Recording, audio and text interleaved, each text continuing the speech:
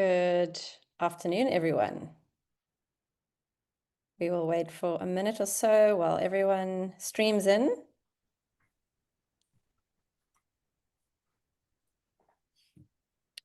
Maybe while we're waiting for the room to fill up, why don't you pop your name and where you are joining us from? And if you're representing an organization, maybe that too. It'll be great to get a sense of who's in the room.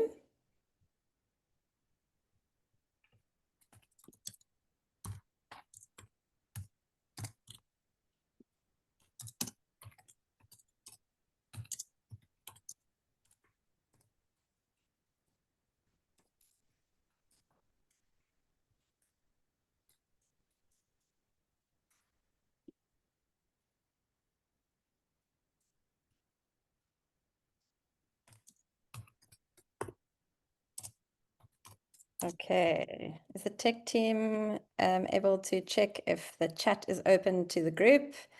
For those of you who have just arrived, it would be great to see who you are, share your name and where you're from. Hey, Santo. Hey, Shayla from MIET. Great to have you here. So if you've just joined us, it would be lovely to hear where you're dialing in from and which organization you're with, if you're with an organization. Great, there we go, lovely. Well, good afternoon, everyone. I know there's some people that are dialing in from abroad, so good morning to you, or good night to you. And thanks so much for joining us today. We're in the Hold My Hand webinar series and doing this in collaboration with JPAL, Kiredi, and the Nelson Mandela Children's Fund. Hold My Hand supports the South African National Strategy to Accelerate Action for Children. We call that the NSARC, and I'll give you a little bit more detail about that in a minute. But essentially, it's a whole of society approach to fast track well-being for children and teenagers in South Africa. So it's really great to have you all here today. My name is Shirley Edie. I am the lead on one of the accelerators within the NSARC, and that accelerator focuses on teenage identity or adolescent identity. And today, that's what the topic of our conversation is going to be focused on. We're going to look at ages 10 to 19, and looking specifically at the topic of identity. It's a slippery topic. It's so deep and it's so broad, and there's a lot that we could cover. So why have we chosen identity or teen identity as an area of focus for one of the accelerators, one of 5 accelerators within the National Strategy to Accelerate Action for Children? The reason for this is that second to early childhood, it's the second window of really rapid development in someone's life. So it provides this really powerful opportunity to get onto a positive track and set your pathway for life in the same way that interventions in the early childhood development phase can make huge differences to outcomes in life. Similar is true for adolescence. And we know that the evidence shows that there's a common there's a lot of research to show that young people who experience purpose, belonging, self-worth, agency, they're more likely to have a range of more positive outcomes. They're more likely to thrive at school and remain in school. They're more likely to make better choices for their lives and more positive choices. And they're more likely to navigate tough contexts with more resilience. So the NSARC, the National Strategy to Accelerate Action for Children, has identified supporting teen identity in South Africa as a really important national priority that could positively contribute to positive shifts in society.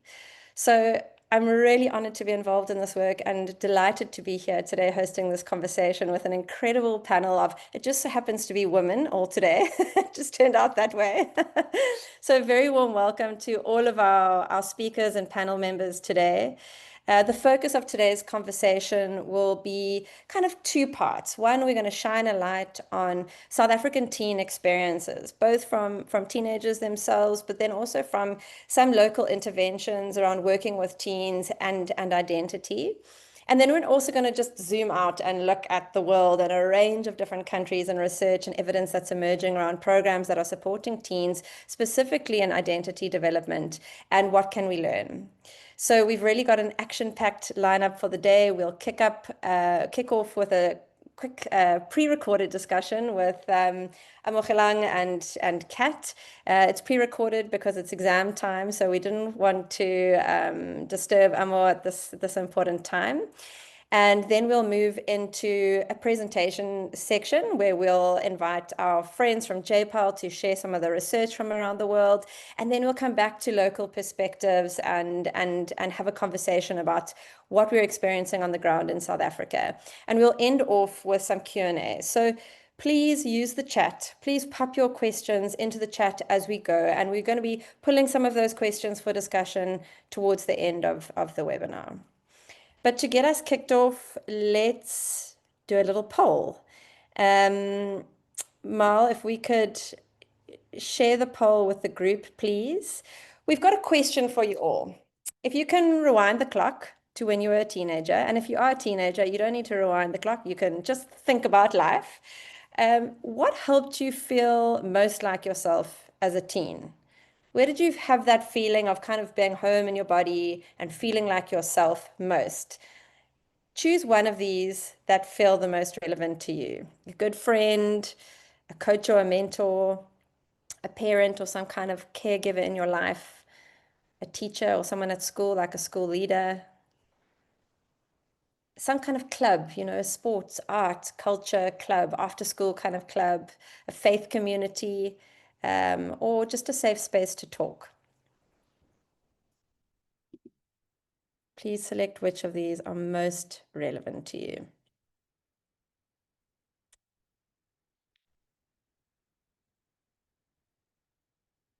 Mal, are you able to give me a visual of the results as they're coming in?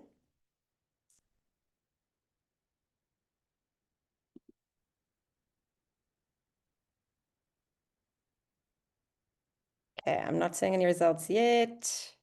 I'm seeing a question.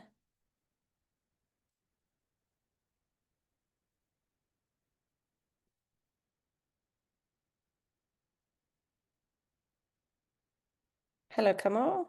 Welcome from the Sustainability Institute and Ilona. Great to have you here. Okay, so our tech team is just helping me to get the results of the poll. Mal, I can only see the question still. And I might move on if I can't see those results soon, and we'll share them with you in a couple of minutes. Okay, here we go. So we have almost 40% have said that a good friend helped me feel most like myself when I was a teenager. Then next up, there were kind of three that came tie, which was a parent, a caregiver, some kind of after school club or a faith community. And then we had fewer responses for a mentor and safe spaces to talk. Really interesting. And we'll be pulling through to that through the conversation today. The second question, which I see many of you have answered already, which hat are you wearing in this conversation today? I know we often wear many different hats. I see that we've got a lot of participants from NGOs, civil society, youth workers.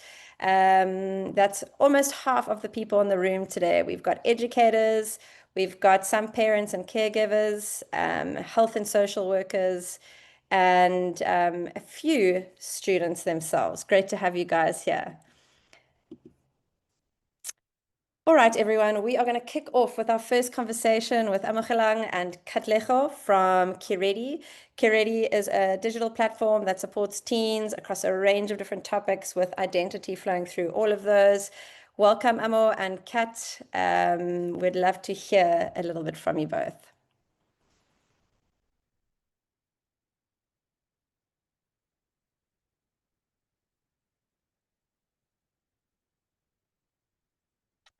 I'm not getting sound at the moment, Mal. Is anyone else?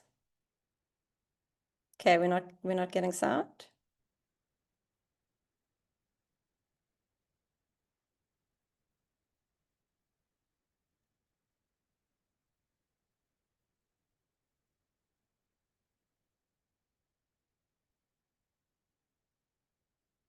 Hi, Amo. How are you? I'm good, thanks. And yourself? Good, thanks. Thank you so much for joining us. I know you're writing exams. Thank you for giving me just a little bit of your time. And I'm so excited to hear what you'll be sharing with us today. All right. Can you just share a little bit about who you are? My name is Amungovu. I was born in Joburg, then I recently moved here to KZN this year, early this year, Richards Bay. I'm 14 years old, a grade 8 learner in RBSS, Richards Bay Secondary. School. Yeah, I'm a polite, caring, funny guy. Yeah, sometimes. Are you really a funny guy? Yeah. Okay. Thank you for that. You and I have spoken about how teens really face a lot of peer pressure. You've probably also faced peer pressure before, right? No, I haven't. I don't fall for peer pressure. Oh, is it? And what helps you not to fall for peer? And what helps you? Oh, No, tell me. Sorry. because I know who I am. Okay. And what has made you confident in who you are? What has made me to be confident? Hey, sometimes you're just born with some talents in jail. I just know, like, I think before the reason why people fall for peer pressure is because they don't know themselves and they can't face reality. Yeah. First, you need to face your reality in order not to fall for peer pressure. Yeah, I think I face my reality. That's how I'm able to withstand peer pressure. I really like that. Okay. But for somebody who's not as confident as you, who doesn't know who they are, do you think a mentor could help them to stay true to themselves? It can. Even if you are confident, you do need a mentor because they guide you in a lot of things because they have more experience than you do. They've lived more than you do, you know. So it can help you with a lot of things. So, if you were with a friend of yours or other peers, right? Other teenagers like yourself, and you had to say something to them about figuring out who they are, what would you say to them? They had to figure out who they are. It's okay not to have everything figured out. Sometimes it's okay not to have everything figured out. After all, we're here to experience life. We're not here to figure it out. So yeah, that's what I would say. And where can they get help to? Yeah, where can they get guidance? I would refer them to this crew or their parents. That's where hey, my parents, sometimes parents are a problem. Sometimes I would say maybe an uncle. Yeah, an uncle. Why are parents problems? Some parents, if you could go to your parent right now and be like, let me make an example. Let me think. And be like, Mama, I lost my phone. She'll be like, yeah, I told you not to take your phone to school. So you see, that's why. Okay. Yeah. You feel like sometimes they're too focused on the problem instead of helping you get to the solution. Yeah. Okay. So you feel sometimes is it difficult to talk to parents? Yeah, sometimes. Okay. But so in your experience, you prefer speaking to your uncles or your aunts? Yeah. Even my dad. Even your dad? Yeah. But that's a parent. So you see, it's not so bad. Yeah. My parents. So you see? My dad. Yeah. So maybe we mustn't generalize, but yes, I agree with you. Sometimes when we speak to older people, they can be focused too much on the problem instead of helping us navigate the space. But so what's the one advice that you would give to the adults who are watching you right now in terms of speaking to their teenagers? I think they should just have room to understand. They should try and understand what their kids are going through instead of like judging them.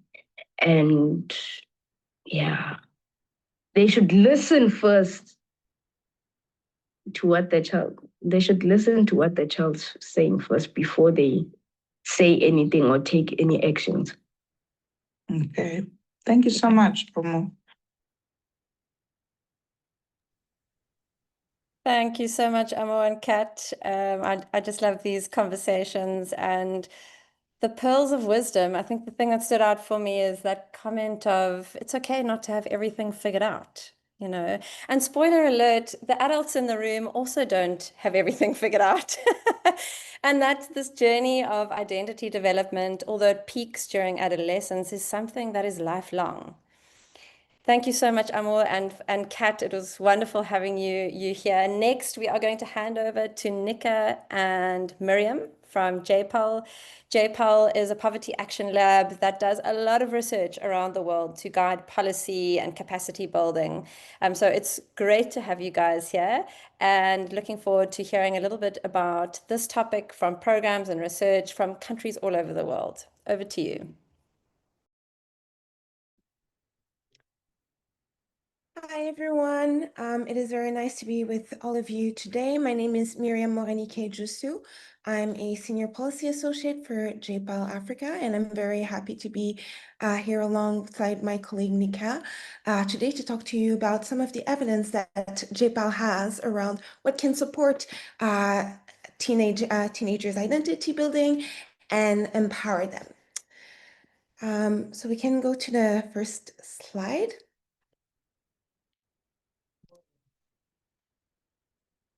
Oh, yes, thank you. So as probably all of you know, adolescence is when young people begin to define who they are and the choices they can make. And for the teenagers who are with us today, I want you to think about a moment where you felt confident making a decision that mattered to you. It could be speaking up in the classroom or helping a friend or planning for your future. Now I want you to think about what enabled you to do that, and who or what gave you the confidence to act.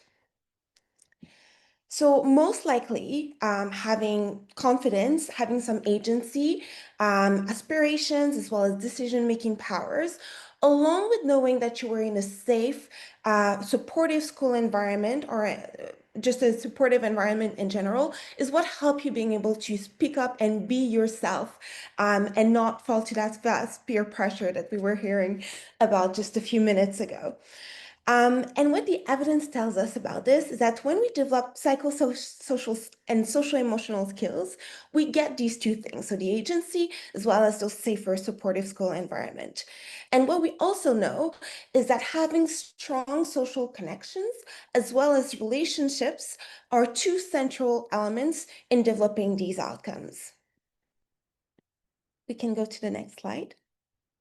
So what exactly do we mean when we talk about psychosocial and social emotional skills? So we're actually referring to a wide range of skills, which we also call life skills. Some of them target agency directly, so things like self-efficacy, self-confidence, negotiation skills, or goal setting, while some others focus more on creating safe and supportive school environments. So things like developing empathy, being able to cooperate with others, having self-control and self-regulations over our emotions. But what I want to note is that there can still be a lot of overlaps between these two type of skills. Can go to the next slide. So last year, JPAL conducted a review of 16 evaluation of adolescent life skills training. I do want to mention here that the focus of those trainings that we've reviewed were mainly on teenage girls, but the body of evidence is still growing, and there are more and more interventions and studies that seek to encompass boys and to understand really how life skill training can also positively impact them as well. But what we saw from those existing 16 studies are a variety of impact on of life skills training on multiple indicators of girls' agency. So life skills training allowed girls to boost their power within. And what we mean when we say power within is the internal belief in girls' self-worth and ability, which we measure through aspiration, self-efficacy, and attitudes about gender norms. We also saw that those life skill trainings led to better decision making among the participants, which often influence outcomes like education, labor outcomes, early marriage or childbearing, as well as gender-based violence. So how exactly do life skill training do that or lead to these outcomes? So we know about four main underlying mechanisms for now. So the first one is power within, which I've just mentioned, and it's considered a direct indicator of agency and raising ambition. The second one is information. So by providing information to participants, it might influence their ability to take more enlightened or better guided life decisions around marriage, for instance, or how to navigate certain relationships. The other thing is bargaining. So by providing the participant with soft skills, we allow them to be able to more persuasively communicate their goals and negotiate with the people around them, whether it's their parents, their friends, and their entourage. And least but absolutely not last are social bonds. So what we know is that supportive networks are really, really key to being able to achieve some of the outcomes of life skills, of the development of life skills, but it's still something that is under-measured, even though we know that this is critical. What we also know, and along these lines, we can go to the next slide, is that in addition to interaction between peer classmates, having the trainings delivered by peer mentors can very much help in strengthening the effectiveness of life skills trainings. So most life skills trainings actually that we've looked at used peer or near peer mentors from the local community for a variety of reasons. So one of them is their power to act as role models. So successful peers who have already navigated challenges similar to those of the life skills training participants can be perceived as inspiring as well as influential, but positively influential. I want to make this make this clear.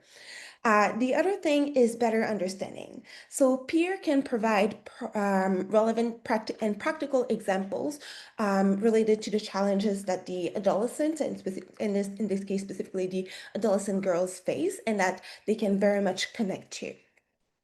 A third factor is the comfort with sensitive topics.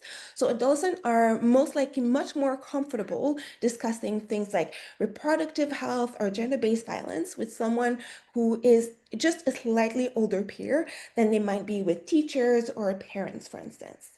And the fourth point are empowerment effects. So hiring mentors from the communities can also have a positive impact on the mentors themselves and feeling like they're having an impact within their communities and influencing positively other youth.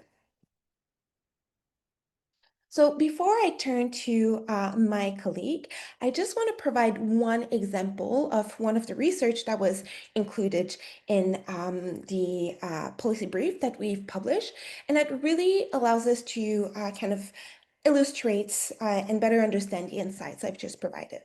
So this is an intervention, a life skill intervention that was led in northern Nigeria, and it was called Pathway to Choice.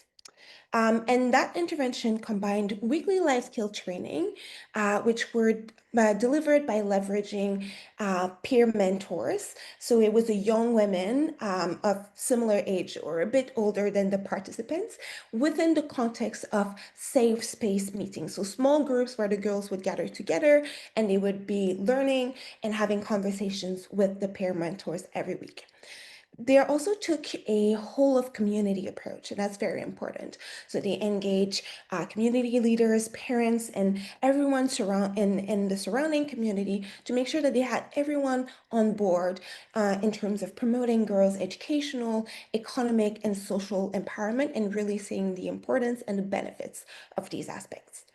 Finally, They also provided the girls with educational support as well as vocational training to be able to empower them further. And what we saw from this research and the results that came out of it were stronger social bonds, with girls feeling more connected to their family, as well as female friends who were part of this intervention. Improved self-perception, advocacy, and confidence, a positive shift in the community in terms of supporting girls' education and empowerment, as well as being in favor of delaying marriage. And then finally, we saw an increase of over 70% among participants in their likelihood to be attending school. And most importantly is that it is very much the simultaneous blend of all the components of the intervention, so the life skill trainings, the educational and vocational support, as well as the whole of community approach that allowed for these outcomes to emerge, which really underpins how it takes a village to raise child and to accompany teenagers. And now I'm just going to pass it to my colleague, Nika. Thanks, Miriam. So I just want to continue where Miriam left off and say that while helping students develop certain skills can not only improve their view of self and increase their social bonds, it can also improve their entire school communities. It not only benefits the individual and not only their friends, but the entire environment. Schools become better places for nurturing young people when the young people themselves have the skills to manage their emotions, to empathize with others, and to resolve the conflicts that they encounter. So our body of evidence shows that adolescents should learn social-emotional skills like empathy and self-control, pro-social skills like cooperation. They should learn about the negative effects of bullying. They should know how to report violence, and they should have the skills for building the relationships to further enforce and strengthen those skills. So in the next few slides, we'll look into why and how learning all of these can make the teens in your life, and you, if you yourself are a teen joining us in this call, the champions of peace and safety in their own environment. So evidence shows that when children and teenagers learn to be kinder and more cooperative, their school culture improves and schools become safer for everyone. That sounds a bit like common sense, but some programs tend to focus only on reducing violence, bullying, and aggression. But these types of programs won't teach students to be kinder and have more positive behaviors. On the other hand, teaching empathy, cooperation, and other social-emotional skills improves students' individual behaviors, which then makes schools safer and more peaceful overall. For example, students in Turkey, in a setting where there was a large influx of Syrian refugee children, were taught to understand others' perspective, goals, and intentions through a curriculum that incorporated games, reading activities, and educational videos. As a result of learning this skill of perspective taking, there was a reduction in violence by more than 60%. Students were half as likely to be exposed to harm, and the students themselves reported having more trust, kindness, and cohesion towards one another. Another example comes from Pakistan, where students participated in sports and games combined with reflective activities to build confidence, resilience, community, empathy, and cooperation. After 2 years of being part of this sports and reflection program, the wide range of skills that they learned reduced bullying in the school by at least 1/3 and also reduced depression among the students. One amazing thing about teaching skills to young people is that even those who don't participate in the skill building programs themselves can benefit. Students can learn the same positive behaviors and build stronger relationships through the influence of their friends and classmates. So this is more of a positive spin of the peer pressure that Amal was very confident that he wasn't falling prey to. One example of this positive peer pressure was in El Salvador, where some students were randomly selected to participate in an after-school program where they learned emotional regulation. And so learning emotional regulation means becoming more aware of your own behaviors, stopping the negative behaviors, and then replacing those negative behaviors with positive ones. Of course, it is easier said than done, but in this program, the students practice those skills through role playing and by discussing certain situations amongst themselves. Now, the students who were in classes where 70% of their classmates had participated in the program decreased their participation in violence. They had more positive attitudes towards school, and they improved their grades. And all of this happened even if they themselves were not a part of the after school program. How is this possible? Well, the researchers theorize it could be that the students who did participate in the program improved their behavior. And so the classroom was just a little bit more peaceful, more cooperative, more harmonious. That improved everybody's learning. So just by getting a large portion of the class to behave better, other students benefited as well. Or maybe a simpler explanation is that those who weren't in the program learned from their friends who were participating in the program. So another thing we've learned from research is the importance of tapping into what matters to teens, such as their friends, their status, and their independence. As many of you in the poll earlier said, like friends are a really big influence on young people's lives and throughout our entire lives, actually. So when we empower students, they can use their social influence to create a better environment for everyone. In the United States, for example, students who were considered popular or had the strongest social networks were asked to advocate against school conflict and violence by doing online campaigns, by putting up physical posters, and also by rewarding their friends and classmates when they did things that promoted a friendlier environment. So the effect of these influential students improved overall student discipline by 25%. And this all happened without any adult intervention. It was all the students who carried forward this campaign. Another example comes from Turkey, where students who were considered bright and popular, and yet these students were also the ones who were engaged in rebellious behavior. So it's like a very unique kind of student in the school. These students were selected to be teachers to their younger peers, and they were given the responsibility to teach their junior classmates or junior schoolmates an empowerment curriculum about shaping one's environment and building a better future.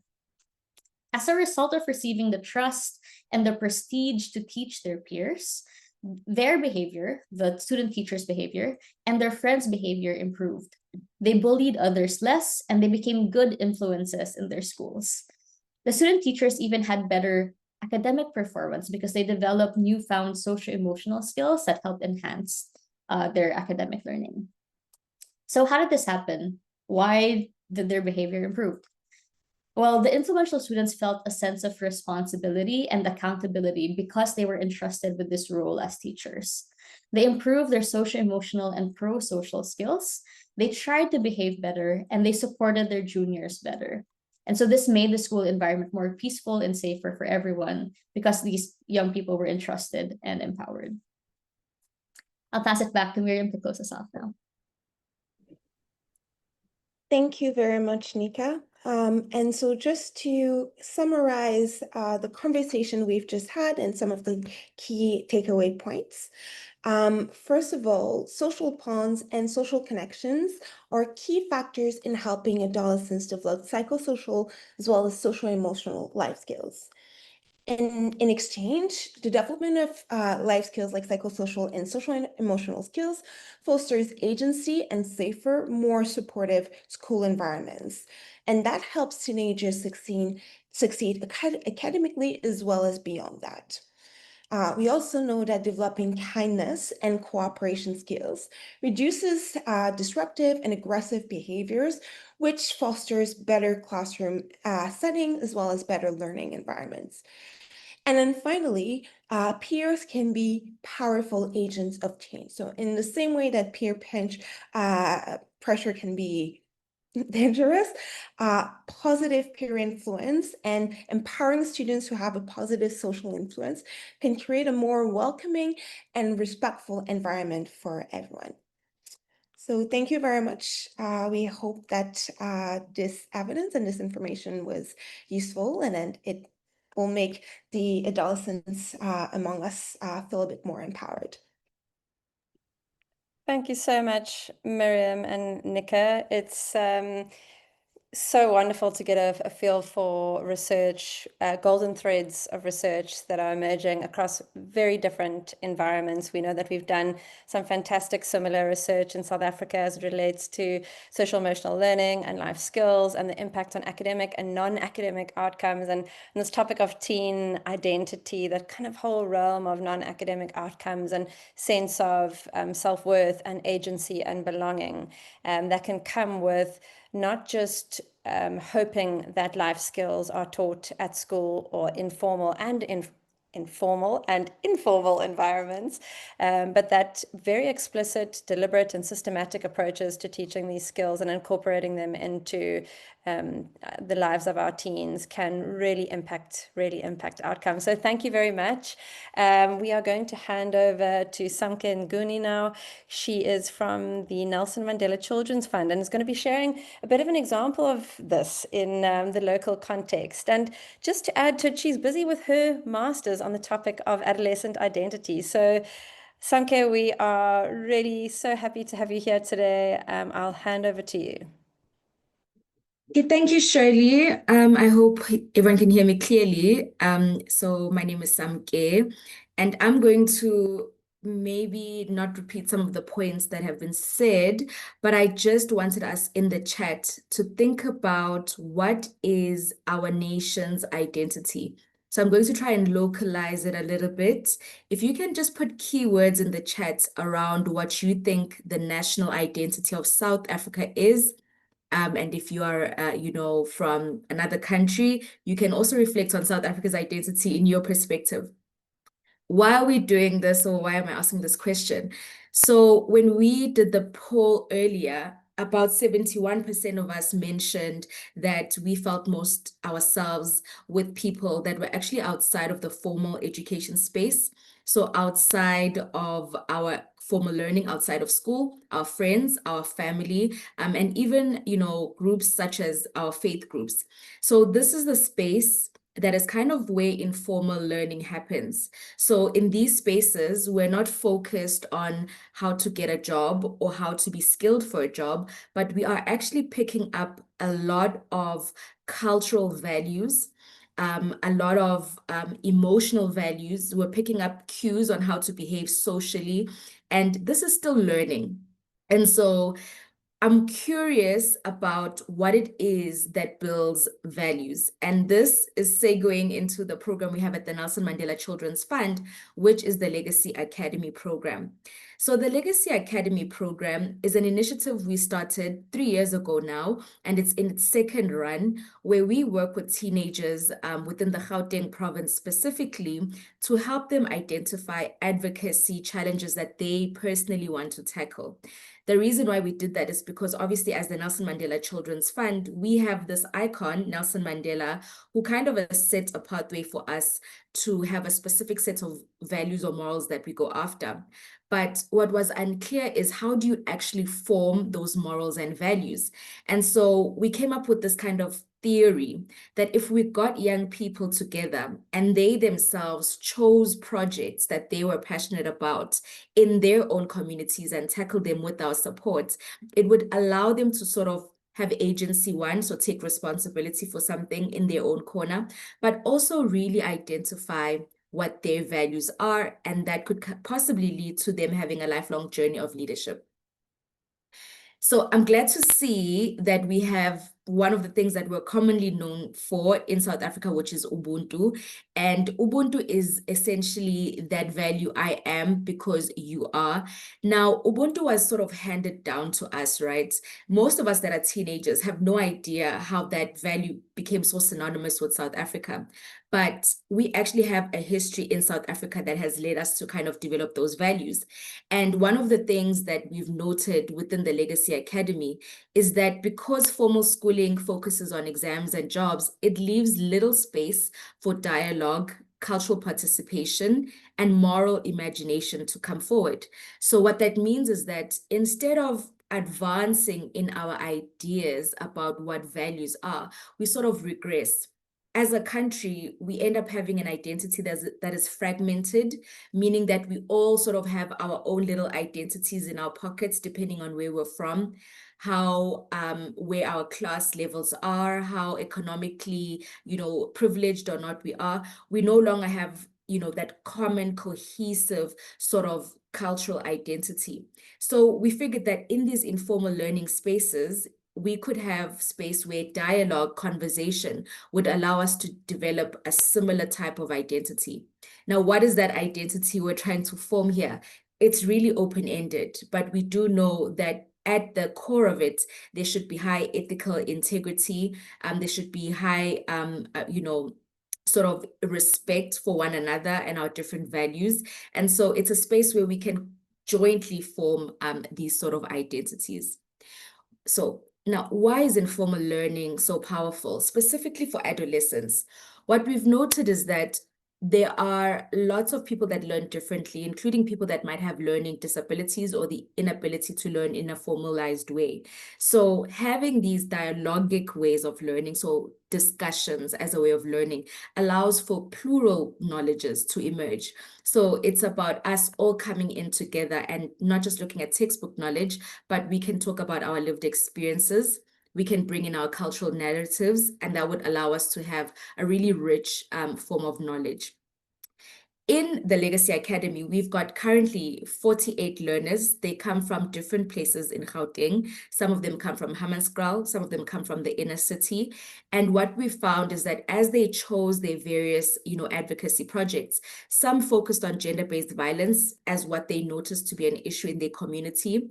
Some focused on ensuring that there was advocacy and knowledge around people's gender identities, and some focused on spiritual identity. So we found that in this group of 48, there was a melting pot of different knowledges and or different, intelligences that we could all learn from. And our role as the Nelson Mandela Children's Fund was just to support that and see that thriving. As we carried on, we noticed that there's an opportunity for us to sort of combine the fragmented kind of moral messages that exist within our families and our schools, and that we could have, this cohesive moral messaging within our group. The one other thing that I do want to speak about that is super important and why I asked about our nation. In the Legacy Academy, one of our key kind of goals has been to build nations. And we've always asked ourselves, can informal learning realistically contribute to social cohesion and nation building? And why is this important? In South Africa, because of our inequality, there is a cynicism that is rising amongst our teenagers. So teenagers have lost trust because institutions don't live up to their values. And so we find that when there's cynicism, the lack of hope means that we actually don't act any longer. The more we see our young people having agency and doing their projects, they find a sense of belonging amongst other teens that care for their communities. And that sense of cynicism kind of goes away.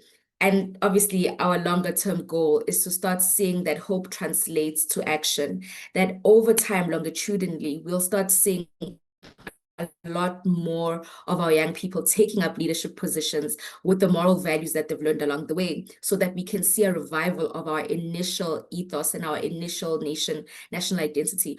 And it doesn't have to be the identity we've always had of being, freedom fighters. It can be a new identity. And that new identity, I think, is only going to be developed through conversation, through dialogue, and through more of these youth-led spaces. Okay. I don't have too much to say on this because I'm hoping that little teaser on the stuff that we're doing at the Legacy Academy and the Legacy Academy people that are in this call, I know some of our young people are here, are going to drop some gems around what they think this has done for them, and also some questions around how can we replicate more and more of these informal learning spaces that allow us to develop identity, that allow us to shape our values, and that allow us to have dialogues that actually lead to a more hopeful future. Thanks, Shirley.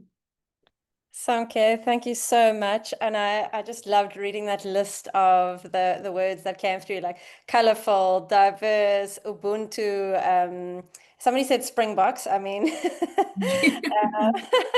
multicultural, rainbow nation, equality, and to be hearing these types of words in the context of the global narrative right now just feels incredibly powerful. And so, you know, what is the language we use as a nation for our identity? What is the language we use and the language that teens use in making sense of their own identity and building out their identity story? Samke, thank you. We are going to get those hands in a few minutes. Pam, you're up next. Pamela is going to pull this right down into one-on-one conversations with teens that she has on a daily basis on the Kiredi WhatsApp channel. Pam, I'll hand over to you.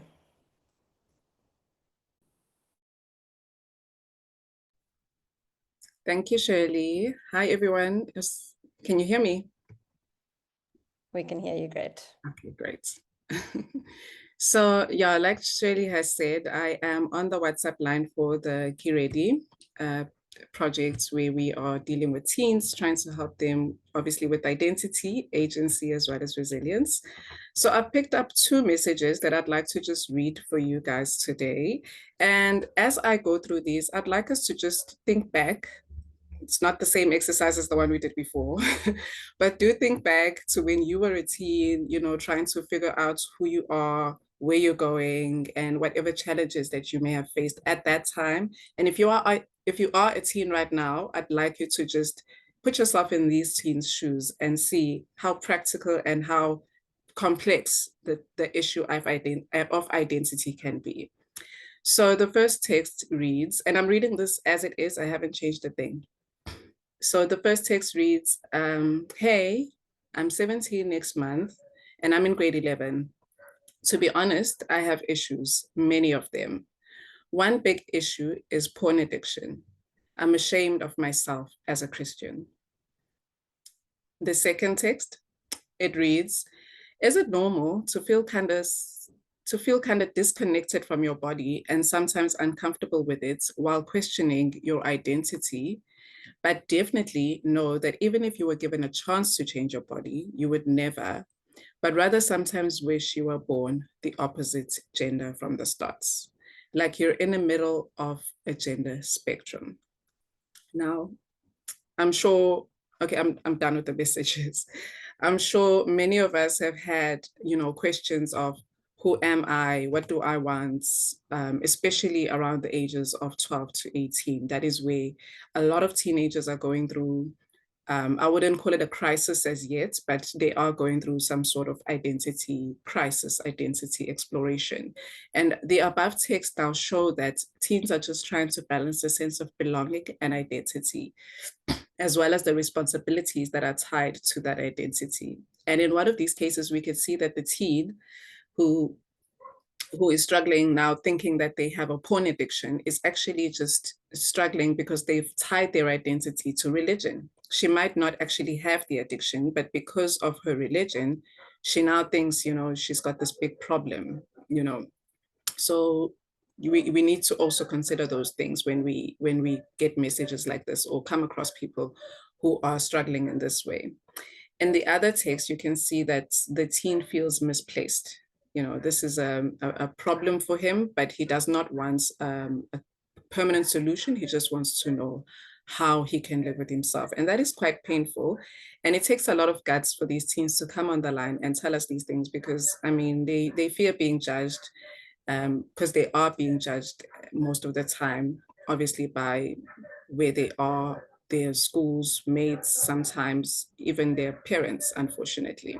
So questioning one's identity is a part of psychosocial development, hence why the need to explore is quite high between the ages of 18 and 12 and 18. So Shirley, do I still have time to? Yes, I just wanted to say that it just feels incredibly powerful to have these messages in the room and just sharing, yeah, the range of explorations and issues and opportunities and thoughts and emotions that are being dealt with on a daily basis. So as a counselor, and maybe this can kick off our Q&A session with Pam, how do you respond how do you respond to teens, for those of us who are working in the space as caregivers, as mentors, who are asking these big questions? It's very important to not judge them, firstly, because some of them will even ask you not to judge. And it is not your job to judge them anyway. So you validate their feelings, you show the empathy that, you know what, I understand what you're going through. This is normal, because it's very important to just reassure them that this is absolutely normal and that this is a normal stage of your development. You should go through this and you will get through this. You're not stuck in this feeling. There is help out there. And when need be, we do refer some of the teens to other organizations who offer help that is beyond what we can do. So we're basically trying to just help them understand themselves and help them know that, you know what, they may be confused a bit right now, but they are worthy and they do belong, because that's very important to them at this stage. Big, very, very helpful. Mm. Thank you, Pam. That was really amazing just to hear what you're supporting teens with on a daily basis. Thank you so much for being here. I wish we had more time. We're going to spend the last few minutes taking some questions. So if the panelists could put your videos back on. We know that Santo, Karishni, and Nomzamo have had their hands up for a while. So let's see if we can unmute you. We'll start with Santo. Please keep your questions short so that everyone can have a chance. But Santo, are you able to unmute and ask your question?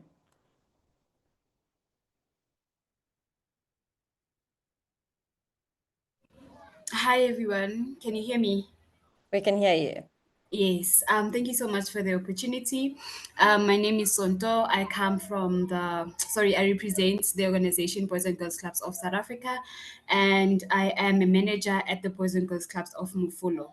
So I do work closely with teens, especially during Power Hour. So Power Hour is our homework time, and we would get such questions from teenagers, relating to self-identity. Is it okay if I start dating, and so on and so forth. So sometimes you feel as a facilitator that you haven't answered, or rather given the advice to the child's satisfactory level. So my question is, how can we best try and, as facilitators, try and maybe, can I just give an example? Because I feel like I'm just going all over the place. So, what's prevalent in our club is that our teenagers are now interested in being pursued as young girls and boys. So, the question of being in a relationship is what's prevalent. So, as a facilitator, I know that it is my duty not to judge, but to advise in a way that is more informative and that will make the teen rather to be able to take informative decisions. But then sometimes you see that there is a common trend that is now like taking on like forever. But then you feel good, the time that you have with the kids is not enough. So how can I, as a facilitator, come up maybe with different ways in terms of how to tackle such topics, so that you feel good, okay, now everyone is just covered, everyone is on the same page, now we are fine, we can move on. I don't know if my question makes sense. Thank you so much for the opportunity. Thank you, Santo. I don't know, Pamela or Samke, do either of you have any response there for Santo? Please unmute yourself and go for it. Okay, I can try. Hi, Sonto. So when you're answering questions like that is quite the common question. I think all teens are just wanting to be in a relationship nowadays, and it just boils back to them wanting to belong, because if you're not in a relationship, you start to see yourself as less than, or you just feel left out, from what the trend is right now. So you just try to help them build a very strong sense of self, firstly, and reminding them of their own value, and having agency, and how important that is when they want to step into the relationship, world, because it will take a lot out of them. But at the same time, it is a stage that they do need to go through, and they only learn by the experience. So if they go in there not knowing what to do, what to expect, and how to stand up for themselves, they might find themselves being coerced into things that they don't want to do and that they are not prepared for. So your job as a facilitator, I think, just focus on the self, focus on building those young women, those young girls, so that when they are out there without you, they are able to still, have that resilience in them and know their worth, and not base their worth on these boys, on the boys. I don't know if that answers you, but I hope it does. Thanks, Pamela. Samke's also got a hand up. Samke. Very briefly, I think it's also important not to demonize or make people feel bad for the amount of natural connection that they're seeking. And I think it's so nice when we have these informal learning platforms or spaces, because a lot of the connection we are looking for is not only going to come from romantic relationships, but actually the friendships we develop along the way. So I think the other thing is that the context we work with in South Africa, a lot of children actually don't have present parents, don't have, even really good relationships with teachers or authority figures. So sometimes you find that the role you're playing, even though it's meant to be strictly a work relationship, empathy comes in, and we also have to learn as practitioners how to ensure that we don't overstep as well, in terms of that emotional balance. So it is something that I think as a sector, we need to capacitate people that are working directly with young people so that we have the skills to navigate those gray areas of emotions and development without causing further harm, but also always to remember that we should not ever sort of demonize natural development emotions, but give space for that. Thanks, Samke. Such a huge point. And there's a lot going on biologically, physiologically, neurologically during these years. So to understand that a lot of it is very natural, normal development. Shapiso, you wanted to make a comment, and while you're unmuting, just to read this comment by Pabalo Moreki. As a school counselor, I'm finding it hard to hold space for concerns, which are usually layered within a school context where we have to ensure children's best interest, collaborate with teachers as well as parents, and ensure support. And I think that word layered, just says so much in trying to hold space for teens at this age and phase. Shapiso, are you with us?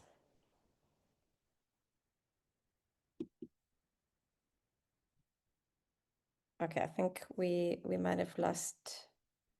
Oh, not sure how to unmute. Tech, are we able to unmute? Can you raise your hand again, Shapiso? I think that's part of the process. There we go. Let's see if we can. There you go. Can you hear me? Yes. Okay, my video is not coming on. Good afternoon, everybody, and thank you so much for having this session. I wanted to respond to the question that was made, and I wanted to say, and I agree a lot with what Samke has said.